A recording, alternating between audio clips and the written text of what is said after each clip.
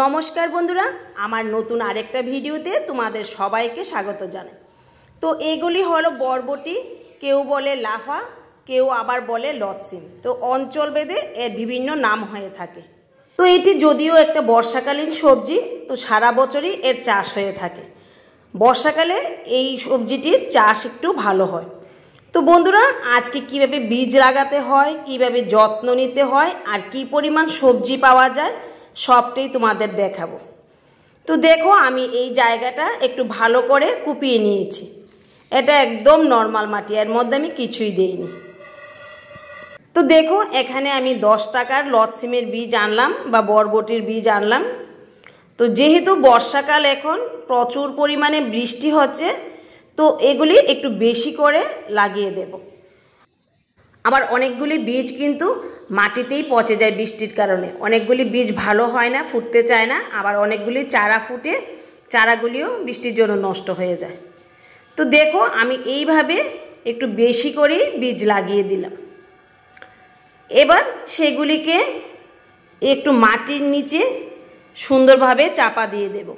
বেশি কিন্তু মাটির নিচে নেব না, তাহলে কি হবে, বীজগুলি ফুটবে না, মাটির নিচেই চাপা পড়ে নষ্ট হয়ে যাবে। আর বন্ধুরা, আমি কিন্তু সবগুলি বীজ একসাথে লাগাই না, কিছু বীজ লাগিয়ে দিই, আবার যখন সেগুলি লতিয়ে যায় আবার কিছু বীজ এনে পাশ দিয়ে বা অন্য জায়গায় লাগিয়ে দিই। তাহলে কি হয়, একটা ফসল শেষ হতে না হতে আরেকটা ফসল পাওয়া যায়।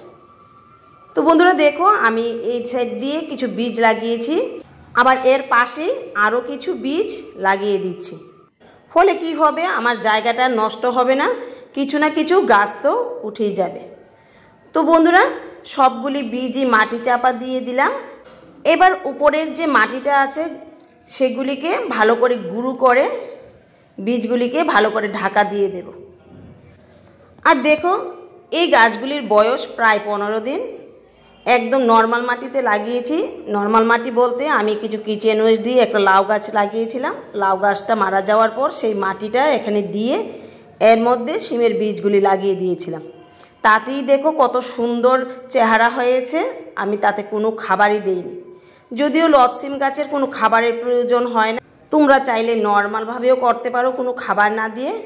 তো আমি আজকে ভাবলাম এর মধ্যে যেহেতু বর্ষাকাল, একটু খাবার দিয়ে দেব। তো আমি বাজার থেকে দেখো কিছু খোল এনেছি, এগুলি মিক্সিতে দিয়ে একদম গুঁড়ো করে নিলাম। তো এবার এই খোলগুলিকে এইভাবে দেব না, আমি গাছের গোড়ার আগাছাগুলিকে একদম পরিষ্কার করে মাটিটাকে একটু ঝুরঝুরে বানিয়ে তারপর এর মধ্যে দেব। দেখো, গাছের গোড়াতে অনেক আগাছা উঠে গেছে। এই আগাছাগুলি গাছের যত পুষ্টিগুণ আছে সবগুলি খেয়ে ফেলবে, তাই সেগুলিকে তুলে তো মাটিটাকে একটু ঝুরঝুরে বানিয়ে দিলাম। আর বন্ধুরা, শুধু ভাতের ফেন দিয়েও কিন্তু লটসিম গাছ চাষ করা যায়। লটসিম গাছের বেশি খাবারের প্রয়োজন হয় না, যেহেতু এগুলির আয়ু একদম কম। 2 মাসের মধ্যেই লটসিম শেষ হয়ে গাছটা মারা যায়, তো বেশি খাবারের প্রয়োজন হয় না। আমি আগেও কিন্তু শুধু ভাতের ফেন দিয়ে লটসিম গাছ চাষ করেছি, আর তাতেও ভালো ফলন হয়, কোনো ফলনের কমতি হয় না। তোমরা চাইলে সিম্পলভাবেও বরবটি চাষ করতে পারো। আর বন্ধুরা, তোমরা যারা ছাদ বাগানে চাষ করতে চাও, তারা থার্মোকলের বক্সে কিংবা প্লাস্টিকের বক্স পাওয়া যায়, কিংবা বস্তায় এনে এই বরবটি চাষ সহজে করতে পারো। আর বরবটি গাছের তেমন কোনো রোগবালাই হয় না। অনেক সময় পিঁপড়ে আক্রমণ করতে পারে। পিঁপড়ে আক্রমণ করলে তেমন কোনো ঔষধ দেওয়ার প্রয়োজন হয় না। একটু হলুদ মেশানো জল কিংবা নিম পাতা ভিজিয়ে একটু জল ছিটিয়ে দিলে সেগুলি চলে যায়। তো বন্ধুরা, আমি নর্মালভাবে বাগান করি, আর আমার বাগানে তেমন কোনো প্রবলেম হয়নি। তো বন্ধুরা দেখো, এবার মাটিতে খোলের গুঁড়োগুলি দিয়ে এবার মাটি চাপা দিয়ে দিলাম, যাতে খোলের গুঁড়োগুলি বৃষ্টির জলে ভেসে না যায়। আর আমি লিকুইড খাবার দিলেও দিতে পারতাম, কিন্তু বৃষ্টির দিনে লিকুইড খাবারটা না দিলেই ভালো হয়।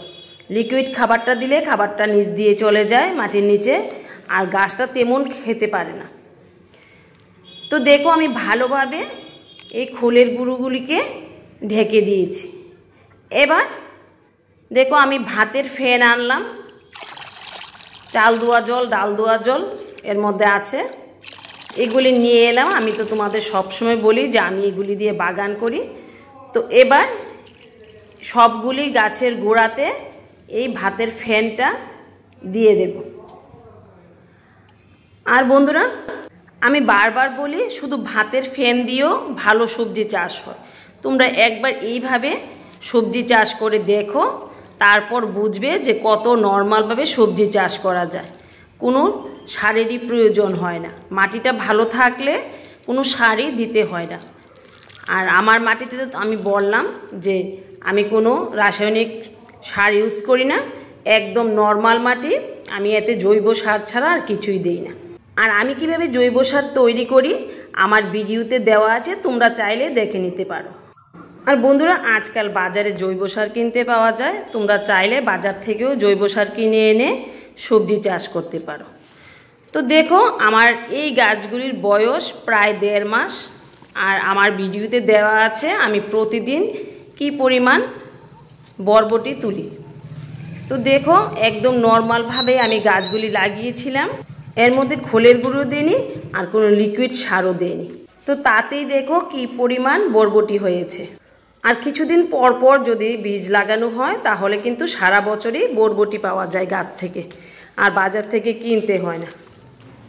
আর বাড়িতে লাগানো বরবটির টেস্ট যে কতটুকু তা তোমরা একবার লাগালেই বুঝতে পারবে। তো আমি তো সারা বছরই একটা না একটা সবজি লাগাই বাগানে, আর প্রচুর পরিমাণে সবজি হারভেস্ট করি।